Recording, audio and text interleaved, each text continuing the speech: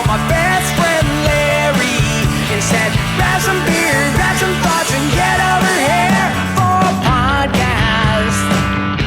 We are kicking off the very first intro to the Won't You Be Our Neighbor podcast with Steve Shoney and Darren Schulman. Darren, why don't we start off talking a little bit about the podcast and the name and what our format is. You want to talk about that, or you want me to do that? Well, this is I'll start and you can correct me. That's probably Okay, going to be the let's do theme that of all way. of our episodes.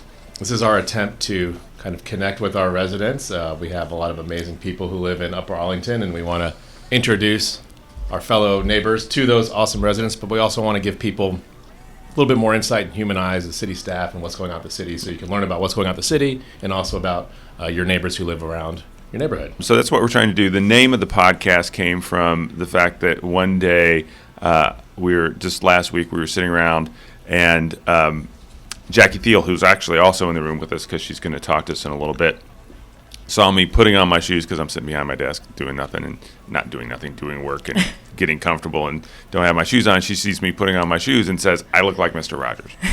And suddenly it came to us. We've been kicking around the idea of how to make our city a little bit more friendly, make it feel like you're getting to know your neighbors a little bit better. And suddenly it came to us that Won't You Be Our Neighbor? For those of you who none of you can see us. Darren and I do have red cardigans. Matching red cardigans that we wear. We look the part.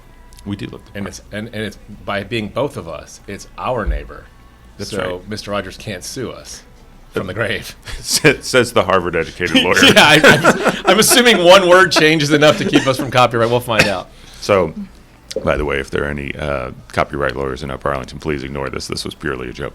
So we're going to have to do that disclaimer a lot, probably. We will. That is not legal advice for anyone. Anyway, so the format for our podcast is going to be this. We're going to do a little bit of an intro. Hopefully, in the future, it'll be a little bit more funny than this. And then we will talk through a couple things that we've got going on in the city, and then we're going to hit a city subject. So a few things you need to know, things you ought to care about coming up in the city. On February 17th, up at the high school at, Brian, what time? 7. By the way, I should have recognized Brian Hedge as our wonderful communications manager and producer. Well, he's our producer, manager, the king of. He's on the ones and twos over there on the board. He's manning the board, and we actually kind of have a board. I mean, it's a computer, but it looks like a board. So Brian Hedge is helping us out. Brian, I went on that. What time did you say? 7. 7. Sorry. On February 17th at 7 p.m. at the high school. So it'll be State of the City, and most importantly, we'll be really unveiling some of the designs for the community center. So it's going to be a pretty exciting night. We're actually going to working with the schools and Parks and Rec to have some opportunities for folks to come in and take advantage of some of the facilities at the high school. If you've got younger kids who you want to come and participate, but finding something to do with the kiddos is a little hard. Our Parks and Rec staff is going to be in the gym helping folks out.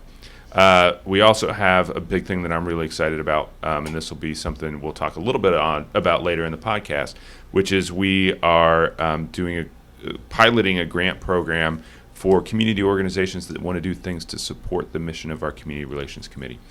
So we will be releasing that grant program. That's grants of about $1,000 to $5,000 for community organizations that do things to support diversity, equity, and inclusion in our community. So we're going to have an information session on the 28th. We'll have an application deadline on February 15th, and we'll try and get those awards out mid-March. So that's very exciting. Folks in the community will see some things changing at Northam Park. So we are getting ready to start a multi-year, multi-phase program to improve the infrastructure in Northam Park. It's going to start with improving the stormwater. So we're going to do some really unfun things that will help us have fun at the park, like replacing stormwater so that the sidewalks and the tennis courts and the rest of the fields don't flood. So that's kicking off. You may have seen some trees coming down, and that's part of the process. And when you say improvements, these are kind of improvements about really infrastructure as opposed to changing the layout or the amenities or things like that. Yeah, I mean, we're doing the really exciting thing of replacing a stormwater pipe right now. That's going to make the ratings of this podcast go way up. We're going to talk about stormwater, and people are going to flock. We might be the #1 rated podcast that talks about stormwater, though. We might. If you get that very niche market, we're number I don't one. know. Jack, I'm sure Jackie's got some stormwater podcasts that she listens to on a regular basis. Totally, every day. Yeah. And then finally, staying on this theme of fun, and this actually is really fun, we have we're doing something now with our registrations for our Parks and Recreation programs where folks who register will see a new $1 surcharge. That surcharge is going to go into what we call the Play UA Fund, and that is going to help folks in our community who want to take advantage of our Parks and Recreation programs but are going to struggle with that financially. And so we're doing this to create a funding mechanism that allows us, when we have a family or a member of our community who is going to struggle to take advantage, it gives us a source of funds to do that. So as you're doing your registrations, look for that, and we thank you for contributing to that. That's actually a great idea because, I mean, I've been here at the city for about a year now, and that's been one of council's priorities, which is making sure everybody has access to our rec program. It's a very creative way of funding that mechanism. Yeah, it's something that actually came up through the community center processes. As we were looking at the financial models for the community center, we said, hey, we need to make sure we build into the registration fee something that allows us to do scholarships. And then we said, well, shoot, why don't we just start doing it now? And so that's how creative ideas come up. So I think that's everything that I wanted to walk through today in terms of what's coming up in the community. Now we're going to get, we teased things a little bit with talking about how exciting stormwater was, but this time of year, it's not so much stormwater. It's other kinds of water. But it does come back to water. It's the frozen kind. So with us today, it's like we're pros. We can do these transitions as if we've been doing this for months. Years even. Yeah. Well, you've been doing this kind of stuff. So we have with us today Jackie Thiel. Jackie is our fantastic and amazing assistant city manager. But before that, she became a legend in... A legend. She's in her own mind. In the in the vast world of UA Public Works as our public service director for how many years? 5? Yeah, so I've been with Upper Arlington for about 8 years now. Yeah. So thank you guys so much for having me. You say that now. I say it now. Wait till after the grilling we're about to get. Yeah. So we are heading into, we've just transitioned out of leaf season, and now we're into snow and ice. So what does, when somebody says, oh my God, can they just get the ice off my curb and make sure my kids can go to school? Give us a little bit about what it takes to make those two things happen. Yeah, so I know the goal of our Public Works division is really to make sure that Upper Arlington school-age kids never have a snow day. That's their mission. So you're the least popular people in the entire city. Yes. And when they have a snow day, we feel like we failed. We laugh, but basically we do our best to keep conditions at bare pavement. We are one of the few cities that actually have that goal of bare pavement. And we get out on our arterials first. Obviously, those are our priority ones. And what does an arterial mean? Yeah, we need to turn this into Darren and Steve E's. So there's 3 classifications of roads. There's arterials, which are all the main roads in Upper Arlington. Think of Fishinger, Henderson, Lane? Tremont, Lane Avenue. Okay. Then you have your collectors that feed neighborhoods to those main roads. And then obviously you have residentials. So our priority 1 streets are those arterials. Which makes sense because that's how most people are using that and they're Yep. bored. Okay. Yep. And then what's your next priority? So we categorize our streets into priority 1s and 2s. So priority 1s are arterials and the major collectors, and then priority 2 are basically the residential streets. So basically, if you're in a neighborhood and you see plows up but they're not messing with your street, it's because they're focusing on those key streets first, and then when they're done, you'll go back and do the residential. Right. So the Because goal. everyone wants their street done first, Yeah. right? I need to get out of my driveway to go to work. Yeah. And there's basically 3 different things you'll see crews out doing. Before events, you'll see them out doing anti-icing operations, which means they're putting a salt brine down on the roads. You'll see the liquid lines when you drive. Oh, can I ask you a question? Yeah. Are we using beets or pickle juice? Is that a thing? That's like the thing, right? Yeah, we do use beet juice with our salt brine mixture.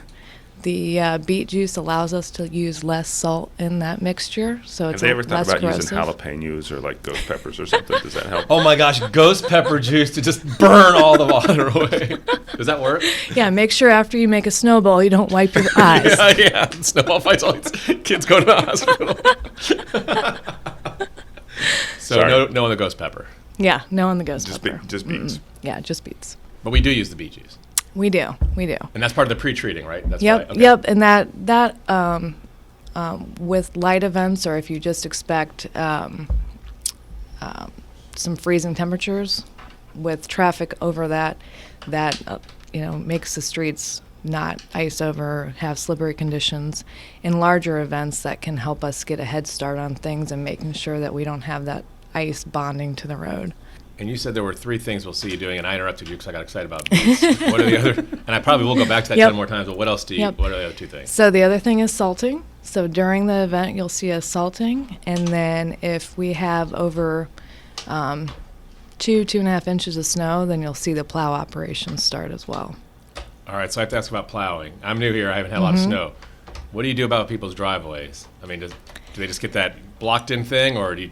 Yeah. Because people complain about that, at least in my prior Absolutely, location. absolutely, and we completely understand it. But you also have to think about what we are doing. We have 346 lane miles in Upper Arlington that we're clearing. So that's like driving to Cleveland and back a couple times. And we're pushing snow. The plow, that's how it operates. It pushes it. So there's no way for us to clear every single driveway in Upper Arlington. So unfortunately, when we come through, your driveway will be impacted by us pushing that snow against there. Well, I don't think people realize how hard it is to drive one of those. I mean, it's icy, and you're driving on Right. it. Right. Did Give them some grace, So, for those of you who don't know, Darren joined us about a year and a half ago from Delaware. Did they actually let you drive a truck in Delaware? No, they did not let me drive a truck. Could we drive a truck? Do you need a So CDL? no. No? So for Oh. yes. Hold on. There's 2 parts. You need a CDL when you're driving any of the dumps of the anti-icers, Okay. the tankers. But we do have some pickups that have Oh. plows Can we do that? that allow us to expand our operation in a really heavy event. I would like to volunteer for like a parking lot at a park or something where I would not hit anyone's mailbox. Yes, we can work that in. But we'll pretend it was like the most important thing ever. Yes, This of is course. Steve and Darren saved the city. Yeah, no, that's absolutely true. Just so long as we're driving somewhere where the chances of us actually costing the city money because we broke something Right. are relatively low.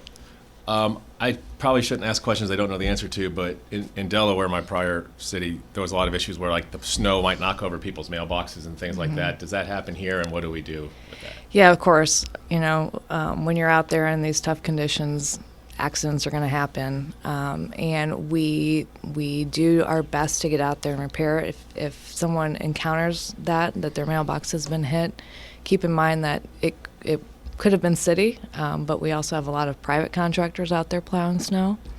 But the best thing to do is to contact our public service department, so they can call us or email us or use the Click to Fix app.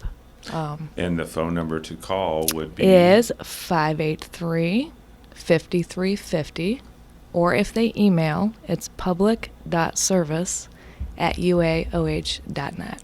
Well, you don't give out the number of the email if you actually want people to call, Steve. You want to just look it up. just find it somewhere. Well, But it's nice that you have that ability, because sometimes it's just too bad. It is kind of Right. a nature thing. It's not like we did it on purpose. Right, and we do, go out and inspect when we receive any complaints like that, and we do ask people that if they had a rotting mailbox or a rusted pole that it was on, we do look at that to make sure we're not just arbitrarily replacing people's mailboxes for them. Yeah, so I've had this thing on a string and yarn for Yes, about 2 years, right. but it snowed, so maybe you guys can just fix it. Right. But I think people, I mean, my big message here is like just have a little bit of understanding for what the folks are going through. They're trying their best. The weather conditions are bad by definition. Yep. And we're trying to clear the roads. And if your driveway gets blocked in or your mailbox gets hit, I mean, in the big picture, they're just trying to help everybody. Yeah, and the biggest really struggle that we have is if you see our trucks out plowing, please do everything you can to not park in the street. I know that can be challenging in some of the areas, but it makes our clearing operation so much better, and it makes it so much better for the community when we don't have cars parked in the streets during plowing. One other thing that we should plug in this is if you're an older adult and you have trouble clearing your driveway and you have trouble clearing your walk, we have the Snow Angels program. That if you just simply call the city, call the number that Jackie gave earlier, they'll connect you. My wife and I volunteer in the program. I'll say you are a snow angel, aren't you? I am a snow angel. More precisely, it's my wife who's the angel because she actually went out and signed us up for it. She makes you do it. Yeah, pretty much. It is a fantastic program. So, look, we're lucky enough to still be out and about and around, and it's a pretty easy thing for us to stop by after we shovel our place and go help somebody out. So I think it's a great thing to do.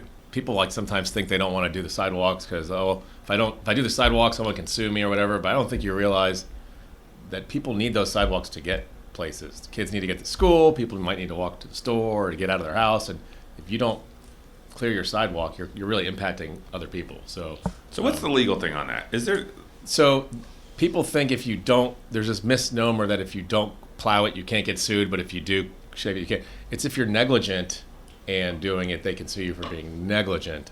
That doesn't mean if you just don't do it, you're like off the hook. But the idea is if there's snow on, they think if there's snow on the ground and you see it, it's your fault if you slip. But if you plow it and it's ice, then it's your fault. But so if I shovel it, go out, pour a bucket of water across it, right, let it refreeze, then that's they negligent. Definitely sue. Yeah. So I think people probably overthink things, but I think you're probably not going to avoid liability by just sitting there doing nothing. So just do the right thing. Shovel your driveway and your sidewalk. And per our earlier disclaimer, nothing on this should be taken as legal advice. You should consult your own counsel. We do not represent you if you do get sued for your sidewalk. So right. What else can you tell us about snow season? Like I know people think snow event and they think it's like 2 feet of snow, but your definition is different, right? It could almost look like nothing. Yeah, so, it's not uncommon for us to have 20 to 30 of what we would call events, but that just means that we were out either doing brine applications, or we had some freezing rain, or we had just a dusting of snow. Those are all events for us. This year's been pretty mild so far. Our salt barn is busting with salt right now. We store about 4,000 tons of salt in our barn. Typically, we use about 3,000 tons a year. But we are prepared for those worst case scenarios. Typically, we have 27 inches of snow a year in What are we at so Central far now? Ohio. Like 2? Like one, One. if you count everything. So, See, I was just about to ask you to throw some like cool salt and snow stats at us, and you already did it. yeah. How much beet juice do you go through in a year? We go through 60,000 gallons of anti-icer a year on an average year. I told you I'd go back to the beet juice. Do you take the beet jars and just open it and pour the juice out and eat them, or does it come in Yeah, so we actually have a farm that we grow the beets at. No. Dwight Schrute had a beet farm, didn't he? Well, I don't know if Jackie will ever come back, but I've been super enlightened. I hope she enjoyed her time here with us. Absolutely, this is great. Oh no, she'll be back. Actually, you're a boss. You can make her come back. Except for you, I'm everybody here's boss. That's true. And I'm coming. You can't get rid of me. I can't get rid of you. Yeah. And I'm glad that Steve's embraced the Mr. Rogers look. I'm gonna go with it. I got to get myself psyched up for these things. This is part of your routine. It's like putting on a uniform. All right, thank you very much, Jackie. Podcast. We're gonna have a podcast. Yeah. Mr. Floyd Akins, how are you today? Doing well, guys. How So- are you? You're Happy New regretting your Year. Happy decision? New Year. Happy New Year to you. So you have the distinct honor of being the first guest. The segment that we're recording with you today is really trying to get people to know their neighbors a little bit better. Yeah. Because one of the things that I have loved about being in this job is getting to know some of the fascinating people around the city. And Unfortunately, we just couldn't come up with anybody else. And we But had you. Oh, wow. Way to make him feel welcome. I knew. We do this all the time. I knew it was coming. You knew. I could hear it. I know where he was going with this. So we'll get into some more serious subjects. But for those of you who don't know, our first guest today is Floyd Akins. He is finishing his term as chair of the Community Relations Committee. But Floyd was one of the first people I met with when I took this job over a couple years ago, and I do have to say one of the pleasures of this job has been getting to know getting to know Floyd a little bit. And one of the things that I have found about Mr. Akins is he's a native of Chicago, moved here a few years back, and is a fan of two of my favorite things. Basketball and funk music. And so I'm going to combine the two of those with my first question for you, Floyd. So I don't know if you listen to many podcasts, but sometimes you'll get the start, bench, or cut question. So Who do you start? Who do you bench? Who do you cut? Start, bench, or cut? Stevie Wonder, George Clinton, Earth, Wind, and Fire. I mean, that's a tough one. We're starting Earth, Wind, and Fire. We are. You are. Okay. I'm okay.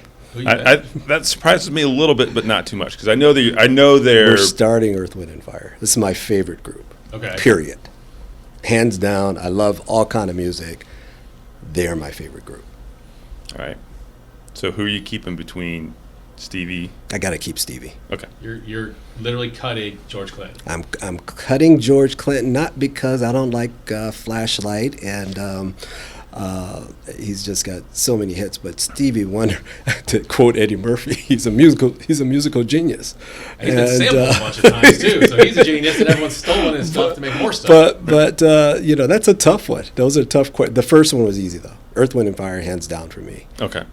Where would you have, if I had gone, I thought about putting on the list James Brown, but I thought that was a little unfair because he's... Yeah, I would probably, well...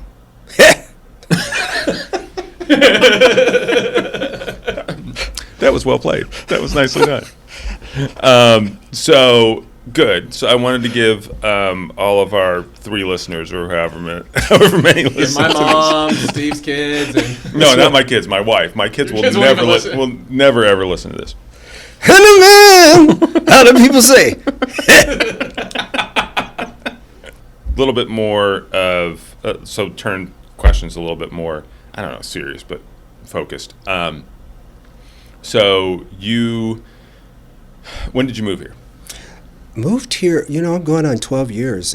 I moved here in February of 10, Yep. actually. Yeah. And so it's right you at 12 years now. And your wonderful wife. Yep. And you have 2 kids, both of whom are graduating now? Nina graduated 2 years ago. She's a second-year student at OSU, and Gabe graduated from UA, and he is in Chicago, now working for EY or Ernst & Young in mergers and acquisitions, and he's in the Chicago area. Cool. And my spouse works at Wexner Medical Center. So yeah, we've enjoyed living here in UA. It's been good. So,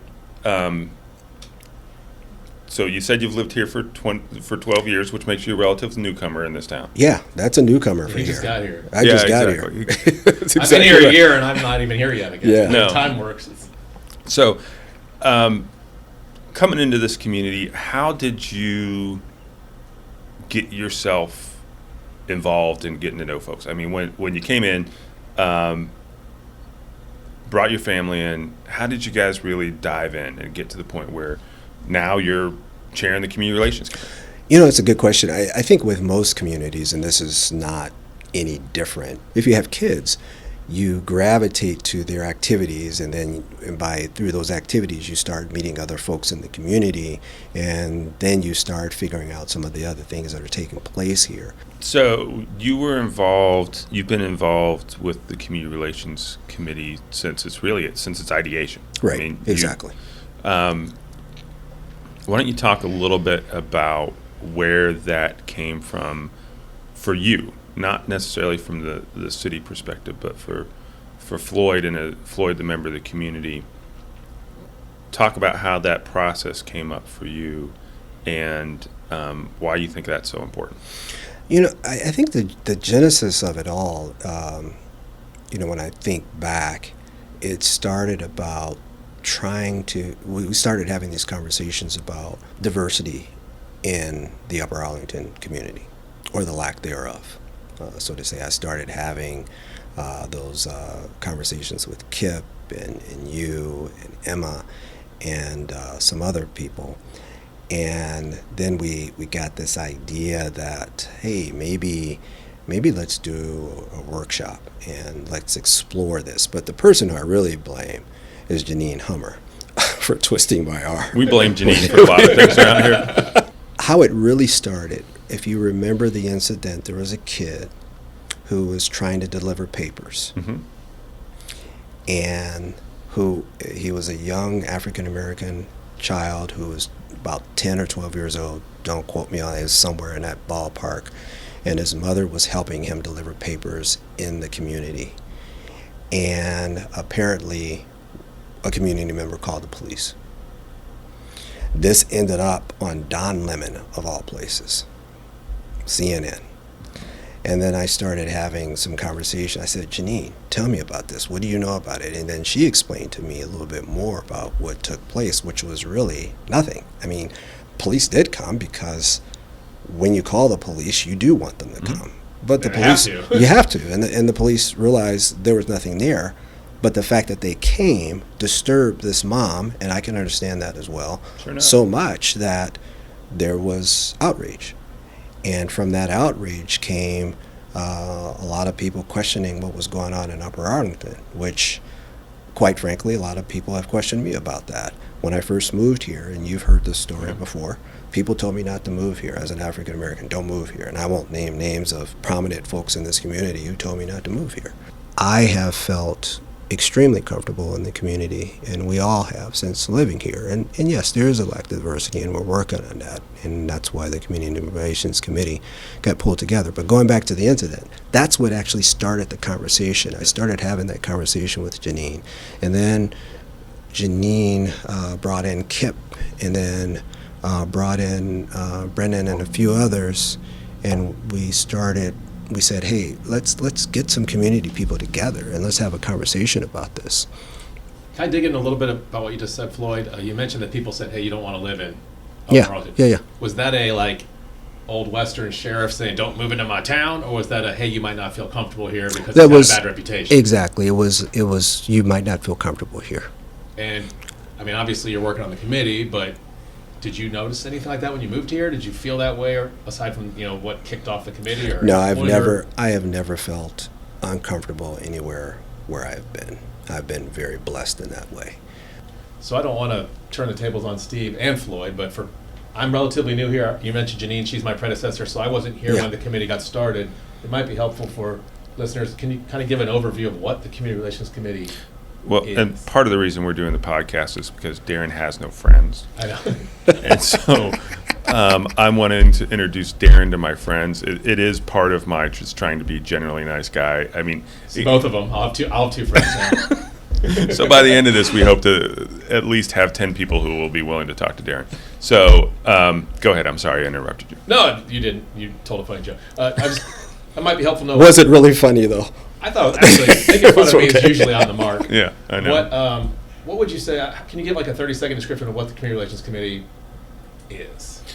So I'll give the technical answer and then let Floyd kind of kick in a little bit. It's a group of 9 members of the community appointed by City Council that is there really to focus on what are the ways that we make Upper Arlington a place where everyone feels like they belong and that the community belongs to them. That's the way that I summarize it. And it's that, for me, it's really seeking out that sense of belonging and ownership together. And how do we foster that through the community? And I'll let Floyd talk about how that's played out. No, I think you did a great job and how it's being fostered in community and how we are going about doing outreach with community members, talking to them about what it is that we're doing, the CRC, and our community outreach with the various organizations. Tomorrow I'm getting together with Mike Fitzpatrick, for example, in the foundation, UA Foundation Board, I think. UA Community Foundation. UA Community Foundation, correct. So meeting with them and just having some dialogue. And I think the thing is, people don't know what they don't know, and it's important to be able to share all of the things that are taking place in the community. And there's good and bad, and every community has that. But the question is, what is it can we do? What is it that we can do here to make this a welcoming community for everyone, and not have people out there saying, you don't want to move to Upper Arlington because of your brown or your black skin, you're not going to feel comfortable there. So you dove a little bit into what are going to be my final two questions, and these are going to be standard questions that we have for all our guests. So give me one thing that you love about our community. Give me one thing that you would change. Well, the change is the easy part. That's what we're talking about, is just having more diversity within the community, within our schools, and in particular, because I think kids need that. They need to see other people who don't look like them. That is the one thing that needs to change, if there is one thing. What I love about the community are the people. I love also the access. I love the location. We're the way Upper Arlington is located, you can get to pretty much anywhere in under 15 minutes. But the other part about the community is that you don't really need to go anywhere. Yeah. To be honest with you, you've got everything that you need is here, with the exception of something that's being built, which is that community center, which is being worked on as we speak. Now you're going to have that. There's not going to be a reason that you're going to have to go elsewhere.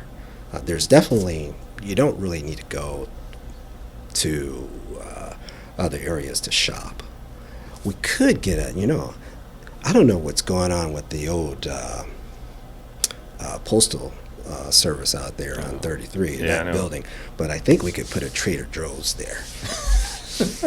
So I'm just saying. I can usually I usually know when we're close to a change in season, because then there's a rumor that there's a Trader Joe's coming in. Let me say very clearly for the podcast that there is not a rumor that Trader Joe's is coming in. I do not see them coming in. So that was just purely speculation by Mr. Akins.